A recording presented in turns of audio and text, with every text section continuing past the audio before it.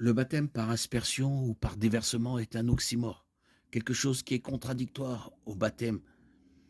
Le baptême par aspersion signifierait immerger quelqu'un dans l'eau en l'aspergeant d'eau. Le baptême, par sa définition inhérente, doit être un acte d'immersion dans l'eau, totale. Le baptême illustre l'identification du croyant avec la mort, l'ensevelissement et la résurrection du Christ. Ne savez-vous pas que nous tous qui avons été baptisés en Jésus-Christ, c'est en sa mort que nous avons été baptisés? Nous avons donc été ensevelis avec lui par le baptême en sa mort, afin que, comme Christ est ressuscité des morts par la gloire du Père, nous aussi, nous vivions en vie nouvelle. Romains 6, 3, 4. L'action d'être immergé dans l'eau représente la mort et l'ensevelissement avec Christ. L'action de sortir de l'eau illustre la résurrection du Christ. Par conséquent, le baptême par immersion est la seule méthode de baptême qui illustre le fait d'être enseveli avec Christ et d'être ressuscité avec lui.